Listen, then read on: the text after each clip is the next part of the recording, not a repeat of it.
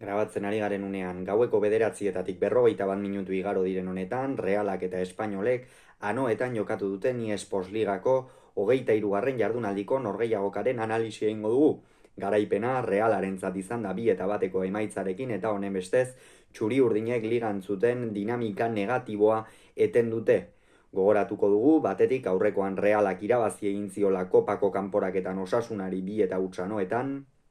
Espainolek berriz,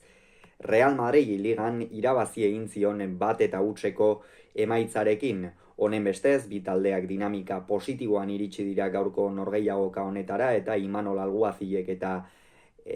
Manolo González entrenatzaileek honako 11 hauen aldeko apustua egin dute. Reala aldaketa batzuekin, gogoratu behar baita orain Realari oso egutegi gogorra datorkiola, Europa, Kopa, Ligako norgehiagokak denboraldia fase oso intentso batean sartu da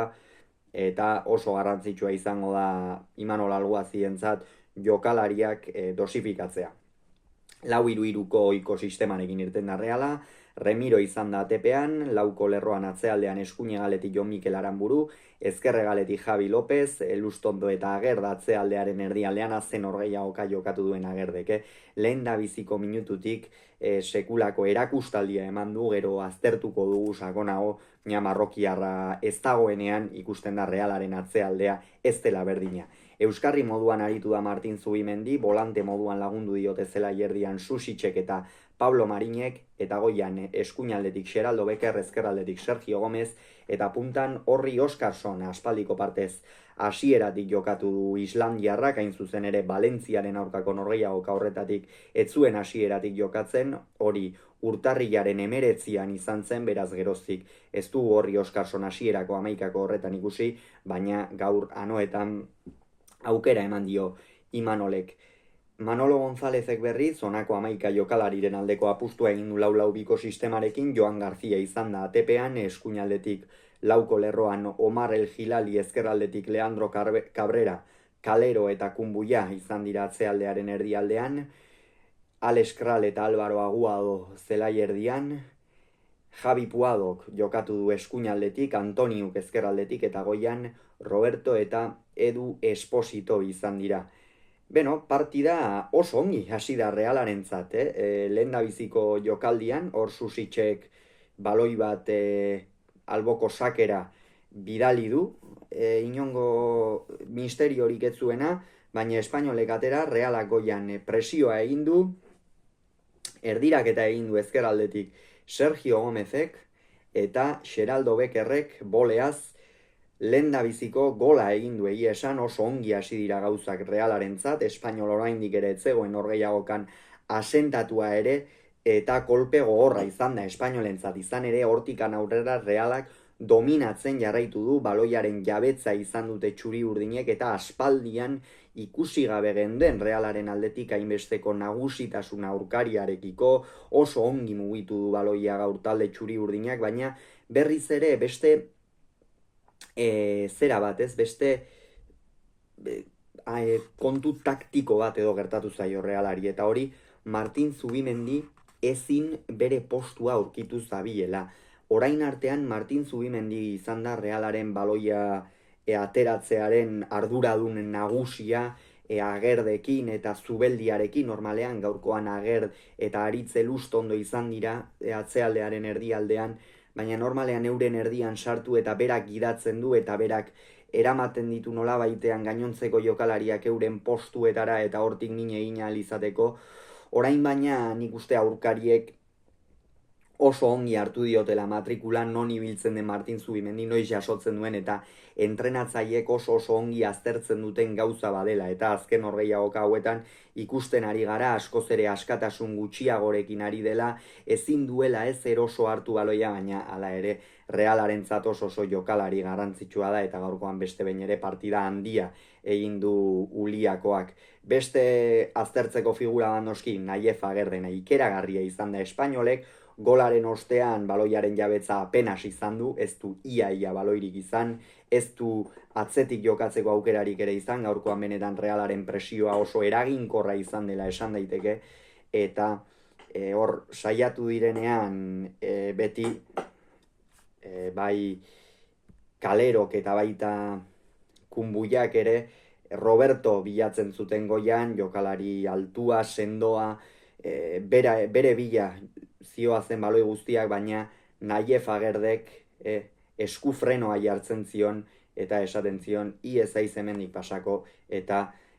sekulako abiaduraren bitartez baloi guztiak moztu eta bizkarrez ez diote baloi bakar bat ere irabazi marrokiarrari, eta horixe izan da Realaren lehen zatiko gakoetako bat, eta orokorrean denboraldi osokoa ere, ez? Ikusten da Nayef Agerd 11koan ez dagoenean askoz ere gehiago kostatzen zaiola jokatzea Realari,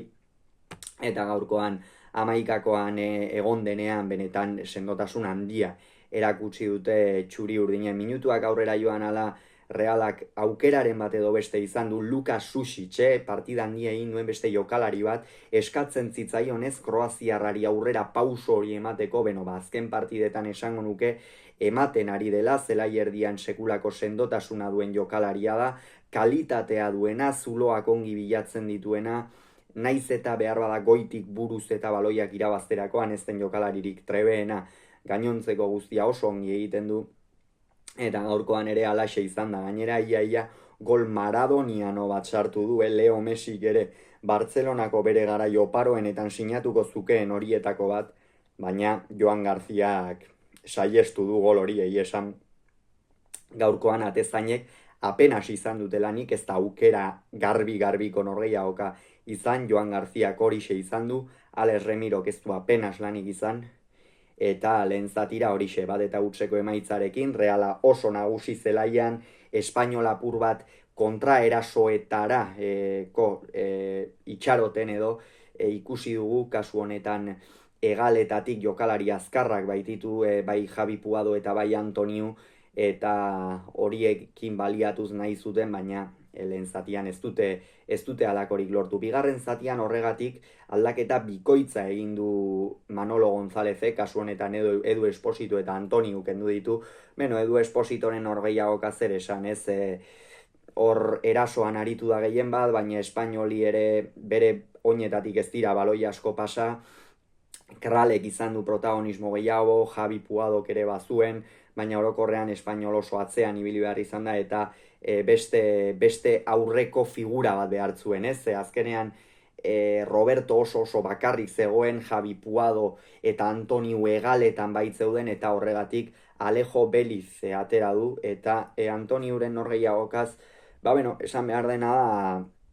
ezkerralde horretatik saiatu dela, behar bada Espainolen gehien saiatu den jokalaria izan dela, baina bere oinetatik ere ez direla baloi asko pasa, eta horregatik Manolo Gonzálezek zerbait aldatu beharra ikusi du, ez? Eta horregatik jokalari erasokorragoak sartzearen aldeko autua egin du Espainoleko entrenatzaileak. Hor, esan behar da, azken finean, gero Jofre eta Alejo Beliz irten direnean Espainolek beste irudi bat erakutsi duela, ez? Lehenengo zatian ez bezala, bigarrenean eurek hartu dute jokoaren ekimena, apur bat zelai erdian eta baloia gehiago kontrolatu dute, egaletako jokalariek ere erasokortasun handiagoa erakutsi dute lehen zatian, baino arrisku horiek hartu beharra zituen, Reala irabazten ari baitzen, eta eurak erasoan lehen zatian Kamuts, Roberto oso akarrik ikusi dugu, eta Alejo Beliz eta Jofrenen aldaketekin apur bat hori bilatu nahi izan du, nahiz eta ez batak eta ez besteak ez duten eurei eskatzen zitzaiena ongi bete egin batean esan bezala, Realak atzealdean egin duen norgehiagoka handiaren gatik. 51. minutuan baina futbola xehetasunak izaten dira, eta horixe demostratu da gaurko honetan beste behin ere anoetan. Reala jaun eta jabe zen, Espainolek minutu batzuk eta bigarren zatian bazeraman partidaren domeinua izaten, Realak apur bat baloiari uko egin diola edo esan daiteke apur bat dosifikatzeko edo, eta 51. minutuan Nayef Agerdek ez du ongi neurtu baloia, horren ondorioz Javi Puadori iritsi zaio, Javi Puado jaurtitzera zioala Agerdek behar baino gehiago altxadio hanka, Albero Larrojasek ez dugu esan, baina, paie oso iritzi kontrajarriak ditut epaile honen inguruan, iruditzen zaidalako erabaki onak hartzen dituela, esate baterako penaltian zuzenean asmatu du, ikusi du eta zuzenean penaltia adierazi du, baina gero jokalariekin eta daukan jarrera ez da oso ona, azken finean askotan arro gainekortasun handiarekin eta ikusi dugu, eta hori esek tarteka gertatzen diren xehetasunak ez da, baina penalti argia esan bezala, eta Javi Puadok ezkerraldera Alex Remiro engainatuz 53. minutuan banakoa jarri du. Etzen, Anoetako testu inguru, hasiera bateko testu inguruan hause sartzen, Reala nola dominatzen ari zen eta ikusita, baina Realari bigarren gola sartzea egokitzen zitzaion, beste pausu bat aurrera ematea, eta lehen zatiko bersio hori berriz ere agertzea. Horretarako 62. minutuan aldaketa hirukoitza egin du Imanolek, kasu honetan Oskarson, Sergio Gomez eta Pablo Marin atera ditu, ez du sisteman aldaketarik egin. Horri Oskarsonek gaurkoan ez ditu aukerak izan, horre Xeraldo Bekerrek eta ez dizkiote baloi asko ipini, Sergio Gomezek ere ez, eta apur bat bere lana gehiago izan da areaz kanpo baloia kontrolatu, buelta eman, bizkarrez saiatu hegaleko jokalariak bilatzen, eta gaurkoan esan bezala bere jokoa ez da arean izan, baina hala ere esan nuke Realari asko eman dion jokalaria izan dela. Sergio Gomez, iruditzen zait hor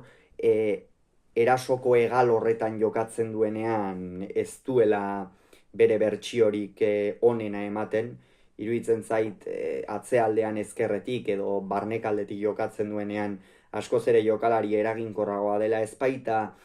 bat-bateko apartekoa duen jokalaria, eta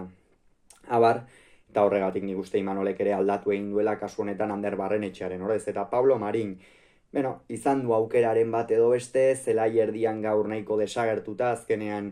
Laudorio guztiak Lukas Susicek eraman baititu hortik, eta berak bakarrik esan daiteke dominatu duela zelai erdi hori, eta horregatik gaur Pablo Marin nahiko desagertuta, baina jokatu dituen minutuetan ere ongi aritu da, eta ikusten da Imanolentzat konfiantza handiko jokalaria dela.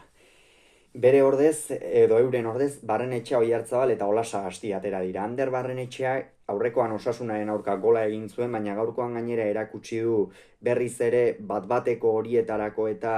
ausardia hori baduela, azken partidetan behar bada hori eskatzen zitzaion gehiago, eta gaurkoan hori erakutsi du Donostiako jokalariak, eta horregatik pozik egoteko moduan da, Reala, alde horretatik. Eta Mikel Oiartzabal gaurkoan beste behin ere esango nuke, bai Osasunaren aurkakoa eta bai gaurkoa, baloiarekin protagonismo gehien izan duen partida izan dela Mikel Oiartzabalena. Azkenean orain artean nahiko desagertuta ikusten genuen, baloiri gabe eta presioan bai, gogoa jartzen zituen, nola ez zitu gogoa jarriko Realeko kapitainak ez, baina hor ikusten zen intentsitatean dizuaten zela presionatzera, eta baina baloiarekin falta zitzaionez, baloiarekin aurkitzea, baloia ukitu apur bat taldeari norabidea eman, eta hori gaurkoan egin du eta oso garrantzitsua izan da. Eta Jon Ander Olasagasti protagonismo handia izaten ari da, oraintxe berritu du gainera kontratua, eta alde horretatik behintzat Reala pozik egoteko moduan da. Hor Realak momentu batean urduritasun handiko uneak bizi izan ditu, izan ere Espainol hasi da, atzetik baloia ateratzen, baloia ukitzen, jokoan ateratzen, Kral jokoan sartu da, hegaletan ere Javi Puado eta Alejo Belizek sekulako arriskua sortu dute, eta hor Espainolek izan ditu aukera batzuk, eta Realak hor sendo jarraitu beharra zeukan. 69. minutuan Roberto kendu du Álvaro Tejero ateratzeko, hor Alejo Beliz apur bat aurrekaldeko erreferentzia bakartzat edo ipini du, eta eskuinaldeari sendotasuna eman nahi izan dio. Nik uste hori normala izan dela, azken finean Javi Lópezek ez du atzealdeari dagokionez partida oso ona egin, askotan joan zaio Antonio, askotan joan zaio gero Tejero,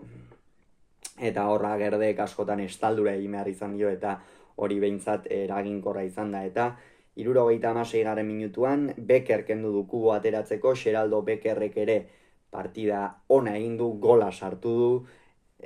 gaurkoan gainera gehien gustatzen zaion postu horretan, gero apur bat ezkerraldera pasada eta hor apur bat desagertu egin da, baina iruditzen zait eskuinaldetik Realak oso jokalari interesgarria daukala, naiz eta ez duen bat-bateko jokaldietan, ez aurkaria bilatzerako garaian gaitasun, aparteko gaitasunik, gerora bai alboko marra bilatzean eta oso jokalari arriskutsua da eta ikusi da gola baduela. Eta 80. minutuan Susic kendu du eta Brais Mendez atera, Susic eta zer esan, ez, partida handia egin du Susicek, eta Take Kubok eta Brais Mendezek ere atera direnean oso garrantzitsuak izan dira. Aguado kendu du 82. minutuan Bauza sartzeko, espainolek jada, esango nuke berdinketa sinatzen zutela, inolako zalantzari gabe, eta zelai erdian horregatik fisikoki sendotasun hori ere sartu beharra zeukaten. Aguado, esan dugu, espainolekoek orokorrean ez dutela protagonismo handirik izan, eta Aguado ere gaurkoan nahiko desagertuta ibili da. Eta gero, 82. minutuan izan da hori, Bauza atera da, eta Kubok eta Braisek partida ona egin dutela esango nuke. Bai Take Kubok jokatu dituen minutu horietan bilatu ditu, bat-baten aurkakoak, aurreko batean oso lotuta ibili zen, aurrekoan Osasunaren aurka fin, gaur ere fin. Brais ere zelai erdi horretan oso garrantzitsua izan da, batez ere goleko jokaldian sekulako garrantzia izan du, izan ere, berak egin du gola, hain zuzen ere, baloia area barruan erdi hilda geratu da, Olasagastik Braisi eman dio, Joan Garzia aurreratu egin da, eta Braisek goitik goxo-goxo bigarren gola sartu du, oso gol garrantzitsua Realarentzat, gero Kalero kendu du Txedira sartzeko, jada erasora joan beharra zeukan, Kaleroren partida ona izan da, ez, batez ere Realeko aurrelariei eta ez dielako utzi jokoan asko sartzen, eta baina jada berandu zen horretarako Realak 2-1 irabazi du, oso garaipen garrantzitsua noetan, eta aurrera begira ere ikusiko dugu zer gertatzen den. Hauxe beraz esan beharreko, aurrengoan gehiago izango duzu, bitartean on izan, agur.